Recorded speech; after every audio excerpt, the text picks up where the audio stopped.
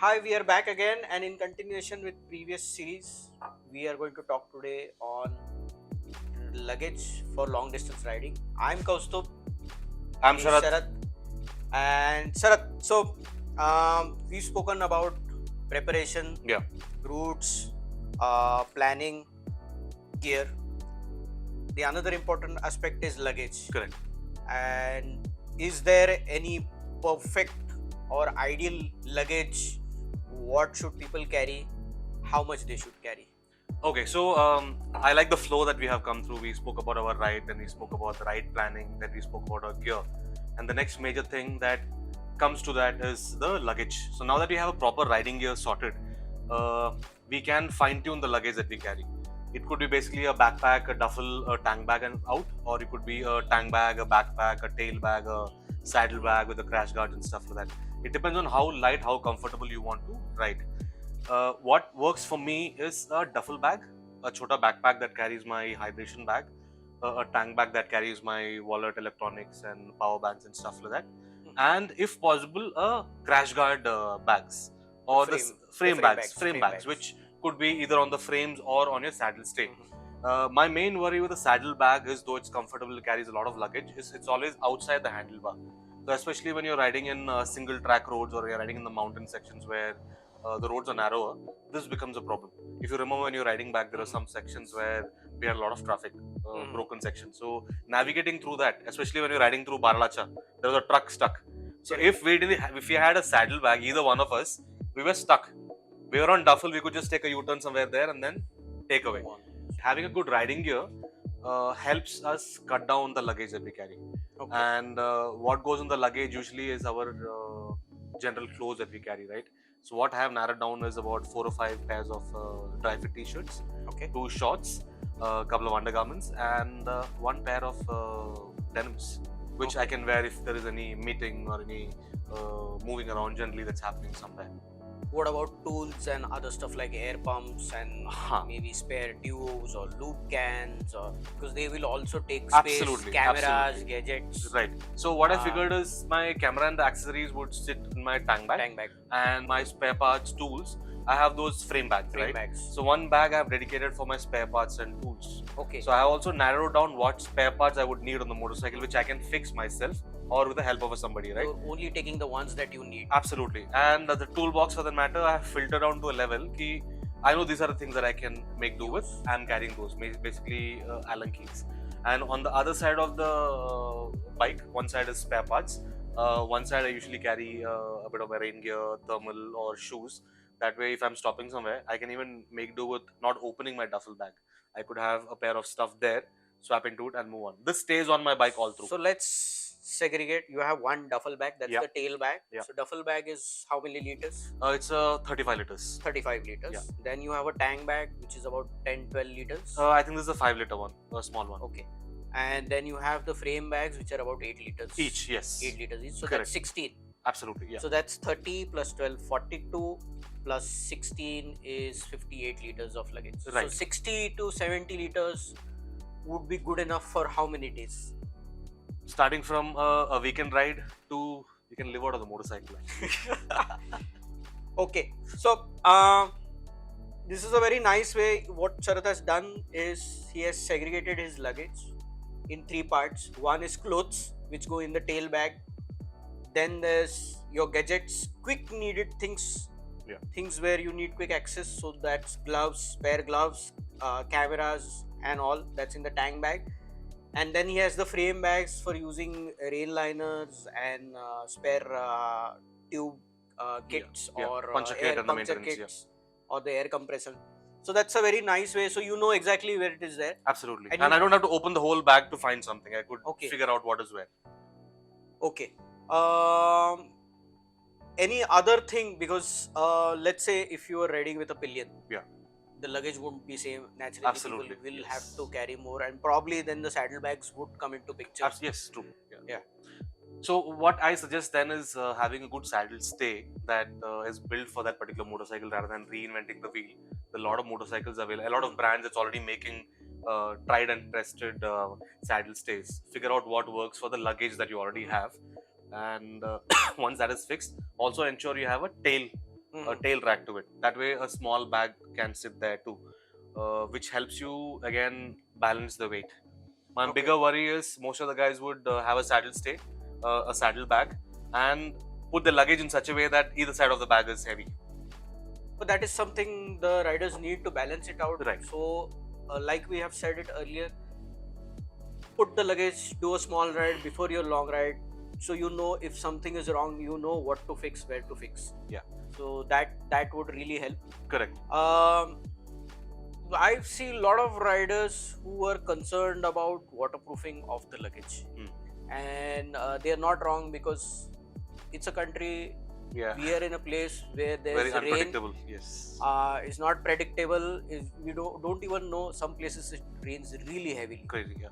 And the last thing you as a rider on a ride want is to wear a wet set of clothes. True.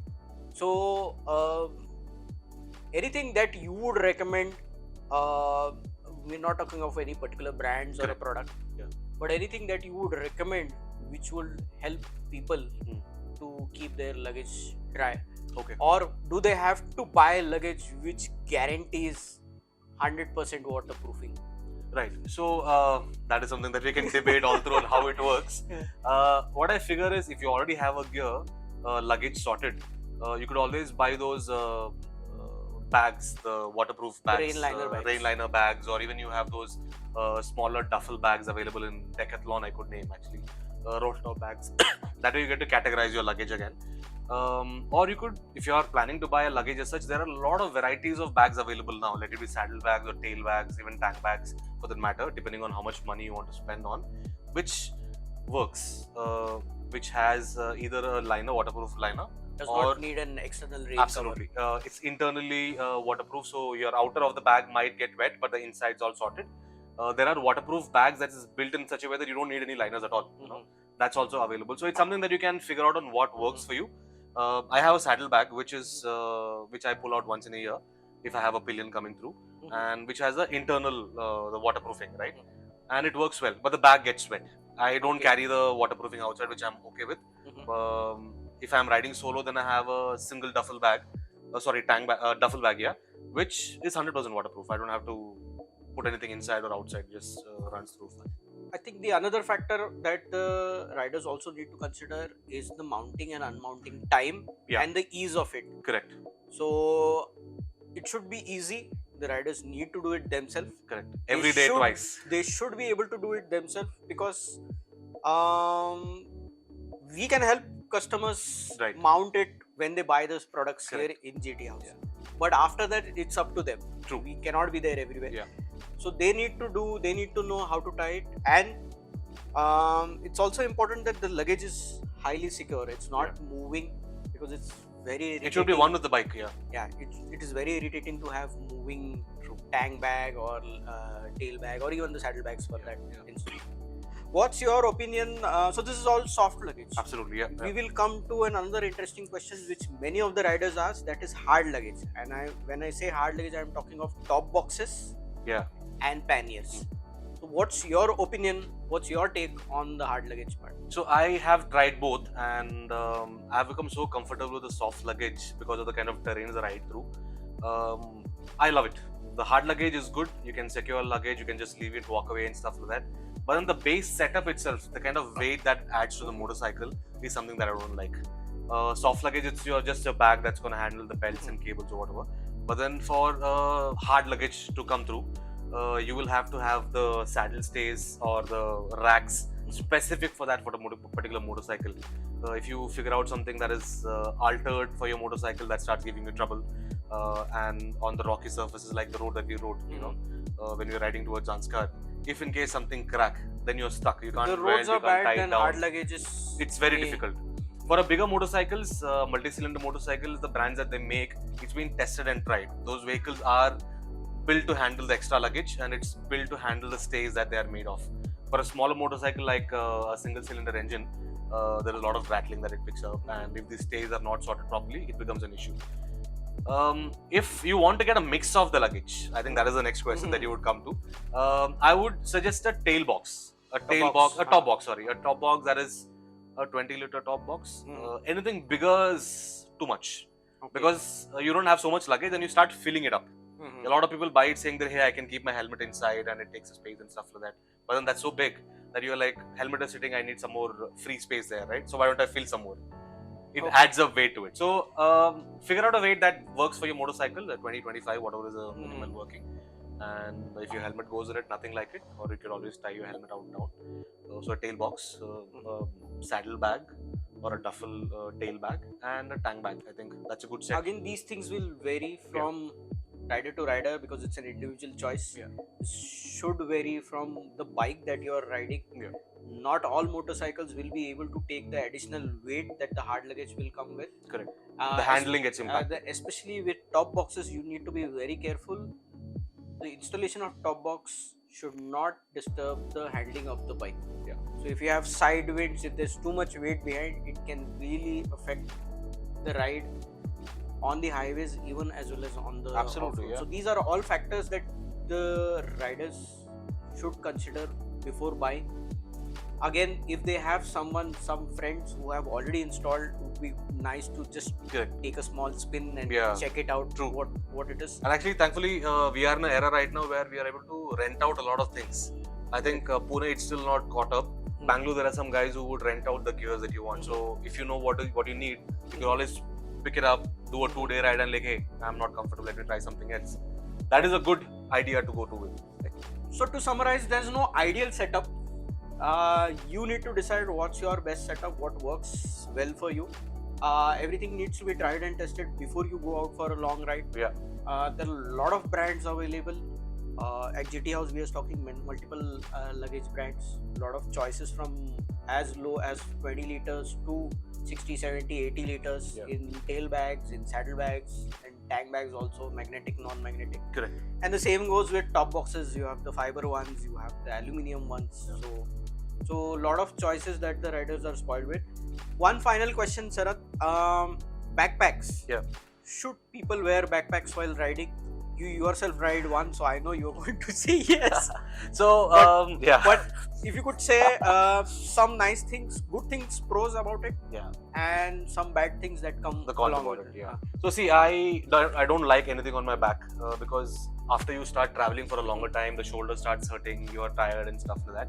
If you're breaking the journey into multiple days in between, you're taking breaks and stuff, it's all good. But if you're like, no, I need a backpack, I want to carry my hydration in it, I want to carry some stuff in it, or I look cool in it, you can always pick up a lighter backpack, which are designed for motorcycle travels. I've seen a lot of people carrying trekking backpacks, which is not built for it. It's a 40 liter, 50 liter backpack. The backpack itself is heavy, and then you add on things to it, it becomes heavier. So a bag that can take care of your hydration bag and wallets and power bank if you want to do it, bare minimum, buy that. Don't buy a big bag thinking that I will multiple use to it, on the bike and traveling stuff. Don't do it.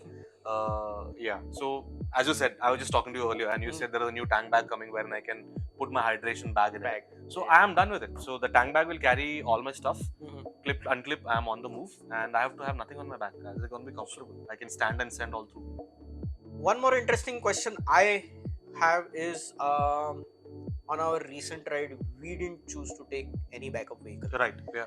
But I know, especially for these long rides high up in the mountains, Ladakh, there is always a choice of hiring a backup vehicle. And the advantage with the backup vehicle is you can dump all the luggage there. Correct. Maybe just keep one small bag for whatever you need. One change ready. of clothes or basics. So what is your view on that? Should people invest in having a backup vehicle? Yeah. So that's a good point. I always take a backup vehicle if I have a tour that I'm running. If it's a smaller group, I don't. But then I still give them an option saying that, hey, this is a cost for it. We want to divide and then bring onto it. So if you are a bigger group riding, like about 7, 8, 9 people riding together, it's a good idea to pick up a support vehicle that can join you. Even if it joins you halfway through and rides through the tough terrain, you're running effortless. All your luggage is in the support vehicle that's going to be running behind. You can be on your own. Absolutely, especially in the terrains that we were riding, right? Remember after we crossed Shinkula and we were riding towards Pune and Padum, the section was so bad when we were riding. Think about just after it's rained, all the luggage would be tiring. Thankfully, we had bare minimum luggage on us, which was for us to unmount, cross water crossing, then put it on it and then move. I had seen one guy with 30, 30, 30, 30 plus 20 on the front. What was he riding? He was riding a under 400cc motorcycle, and I could only see him. I could only see the luggage. I couldn't see him at all unless he got off the motorcycle. We were on Shinkola. We were riding towards Jispa. He was riding towards Gomboranjan and going up, and there was a lot of ice, slush, and water to cross through. And I was like, this guy is gonna be fighting the whole day. It How much just of a makes skill- your life difficult. Absolutely. When Think you about- have choice to make it simple. Yeah. I think. So either you lighten all luggage, or you're like, I need all of it. Then invest into a support vehicle that can join you. I mean, it's slightly costlier for sure. Per person might come to whatever amount, but that is still a comfort zone that you're riding through. So that is a good choice to think of. Yeah. So this is also an important point. If you're riding in a bigger group, 7-8 people, the cost of the support vehicle per person per day would be just hardly anything Absolutely. as yeah. compared to your total ride cost, and Yeah. it is definitely worth thinking. If you are someone who does not like to travel with the luggage, support vehicle will help. Apart from Yeah.